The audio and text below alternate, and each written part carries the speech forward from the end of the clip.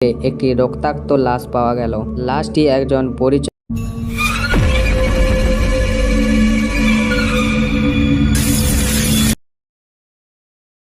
কলকাতার বুকে এক শীতের রাত। শহরের সমস্ত আলো নেমে গেছে কুয়াশার চাদরে। এমন একটি রাতে বড় বাজারের কাছে একটি রক্তাক্ত লাশ পাওয়া গেল।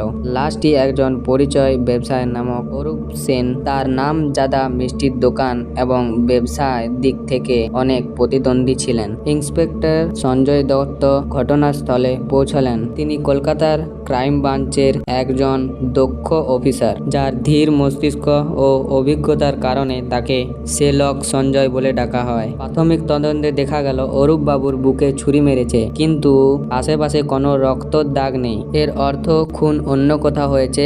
লাশ এখানে ফেলে দেওয়া হয়েছে। অরূপ বাবুর পরিবার ও কর্মচারীকে জিজ্ঞাসা করে জানা গেল সম্প্রতি তিনি তার প্রতিদ্বন্দ্বী দীপক চক্রবর্তীর সাথে ঝগড়ায় জড়িয়ে পড়েছিলেন।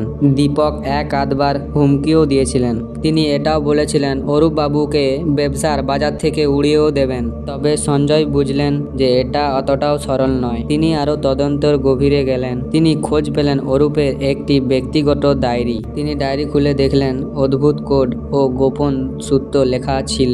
ডায়েরি থেকে সঞ্জয় জানতে পারলেন অরূপ একজন অবৈধ সোনা পাচারকারী ছিল। তার ব্যবসার আড়ালে এই কাজ চলত। সম্প্রতি এক বড় ডিলের জন্য তিনি টাকা নেন, কিন্তু প্রতারণার কারণে সেই ডিল ভেস্তে যায়। পাচার চক্রের নেতা রাহুল শেট্টি ও তিনি ক্রুদ্ধ হন ও তাকে শাস্তি দেওয়ার পরিকল্পনা করে। একটি গোপন তথ্যের ভিত্তিতে সঞ্জয় ও তার টিম বড়বাজারে একটি পুরনো গোদামে পৌঁছয়। ওই গোদামের থেকে রাহুল শেট্টি ধরা পড়ল। তার স্বীকারোক্তি থেকে জানা গেল অরূপ তাদের সাথে প্রতারণা করেছে, তাই অরূপ বাবুর খুন হয়েছিল। রাহুল ও তার দলের বিরুদ্ধে মামলা শুরু হলো। দীপক চক্রবর্তীর নাম প্রথমে সন্দেহের তালিকায় উঠল। পরে তদন্ত করে জানা যায় যে অরূপ বাবু নিরপরাধ ছিলেন। আর অরূপের পরিবারের কাছে সেই ডায়েরি কাহিনী এক নতুন সত্য হিসাবে উঠে আসে। কলকাতার মানুষ আরো শান্তিতে শ্বাস ফেলল। কিন্তু ইন্সপেক্টর সঞ্জয় জানত শহরের অপরাধের গল্প এখনো শেষ হয়নি। রাতের অন্ধকারে অনেক অপরাধ লুকিয়ে আছে। আশা করছি তোমাদের ভিডিওটা ভালো লাগেনি, কারণ ভয়েসটা তোমায় ডিস্টার্ব করেছে।